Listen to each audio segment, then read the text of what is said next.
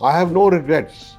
In fact, even if I become a human again, I will join the army and fight for my nation. If you can, please come and see where the Indian army fought for your tomorrow. So the telephone call came from the army headquarters. It was picked up by my son. There was some official at the other end, and he said, "Who's speaking?" He said, "I'm Vijayant Thapar. I'm Colonel Thapar's son." Then he told him, "I'm sorry to inform you that your brother, he sacrificed his life last night fighting the enemy very bravely at Kargil." I was in Alwar. I got the same call from the army headquarters, from the department I knew well, which dealt with casualties. I was hoping that it is just that he's wounded and that he'll be all right. But that was not to be. He was gone, and they told me very curtly and briefly, "Sir, we want to inform you that your son fought valiantly last night and he was killed." Cut. Dearest Papa, Mama, Buddy, and Granny, by the time you get this letter, I will be observing you all from the sky. Papa, you should feel proud. Mama, so should you.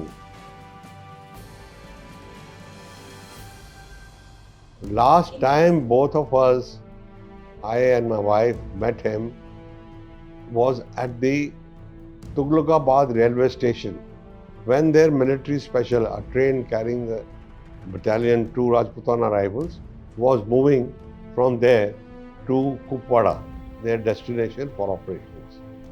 So they stopped for some time at Tughlaqabad, where we met. We spent a little time.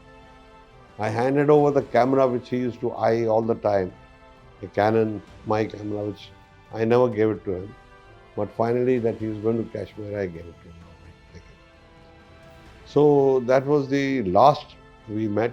Of course, I was trying to tell him to be very careful because he was going to meet the challenge of terrorism and counterinsurgency ops. And however careful you may be, it is always short. So I was trying to tell him, but once he got the hands on the camera, he was least interested in anything that I was telling. His mind was on the knobs and lenses and all that sort of thing. So that was the last time we met physically for about 5-10 minutes. We didn't know that he's gone into battle in Kargil at all. We were under the impression that he is in Kupwada. In Kupwada, in a stay of 2 or 3 months, I just spoke to him once on the telephone. No, he just kept on saying very tense life. We keep going for patrols. These terrorists keep coming. And I, of course, was harping on his need to be very careful because even one moment of carelessness may result in a major tragedy. So he listened to me and all sort of things, as he always did, and that was about all. Many times I think when he must have written these last 2 words, yours, Robin, what must have gone through his mind, heart, and it's like a final bye-bye.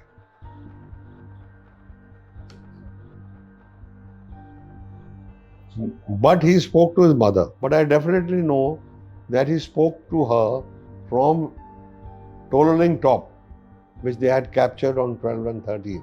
On 13th night or 14th morning, he rang her up and told her that we have captured Tololing and that she should keep all the newspapers of 14, 15, 16 and all so that he can come back and read about the feats of his battalion.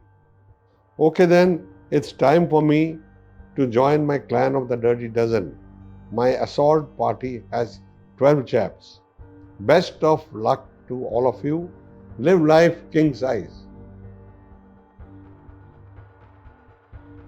As a family, he is always here.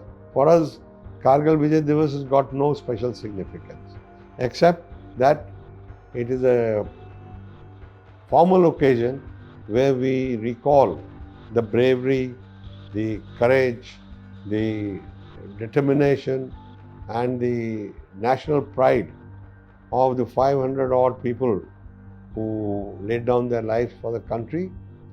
It is something to commemorate. So collectively it is done over there. And there are 1,300 people who left their limbs there only. Some lost their eyes, some their legs and hands. So we have to recognize them at least once. And that's what we do formally at Kargil. I think the best way to remember the legacy of Vijayant was that every Indian must be profoundly conscious of his duties. Everybody must do their best, put their best effort. Then only the country will become great. I want to tell you here one thing, that they are the heroes. And a country which is bereft of heroes, where heroes are forgotten, that country is also forgotten. So we have to remember them, we have to honor them in whatever way you want to honor. I have got here so many paintings made, you might have seen outside. Every artist makes a small video, sends it to us, including this that you see. Yes, this is done by the ADGPI, a pencil sketch of Robin, and they sent it with his famous quote down below, which every Indian must have in his heart. That he says, in his last letter.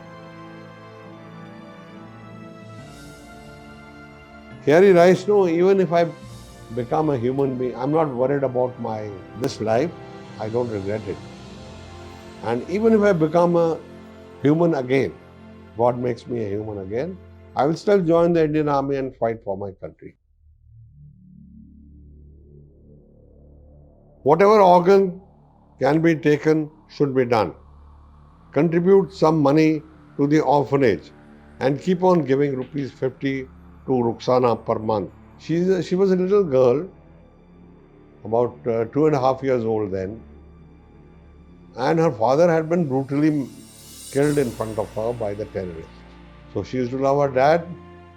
That sent such a shock into her that she withdrew into herself and stopped talking, stopped playing, and became almost mute. Nothing made her happy. Then Robin's battalion came. They were next to their hut. So whenever he used to go out, they had to pass in front of that hut, and he would see that girl standing there. Till he could not resist it, and he checked up whether she was born mute or it happened afterwards. Her aunt told him that she was a normal child, but this damn thing happened and resulted in her becoming like this. He gave her mother some money straight away and started playing with her. He would go in the evening whenever there's huge amount of time available in your hands. He and his one Jawan, they would come, sit down with her, play around with her, give her some chocolates and some other goodies. When he asked her, what is your name? So she said, Ruxana. Then he said, would you like to go to school? She said, yes, I would like to go to school. And he had written in his last letter, please continue to give 50 rupees to Ruxana as a school fee every month. So I followed from there. I used to go to Kupwara, meet her, and give her some financial help, whatever I could.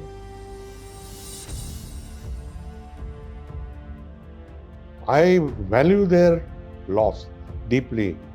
Having gone through this trauma ourselves, we know what the pain is. It's a pain, But we have to live with this pain. Someone or the other has to take on the task of getting even with the enemy. If we do not do it, nobody else is going to do it for us. As far as their sons are concerned, those sons are their lives were so valuable. Life is never measured in terms of its length. Never. It's always measured in terms of its depth, the intensity with which you have lived. What they have done for the country, nobody else can do. All right? So that is something they can be proud of. Their son's life has saved a portion of India from falling into the hands of the enemy. And we have evicted the enemy, and uh, we have regained the sovereignty of Mother India.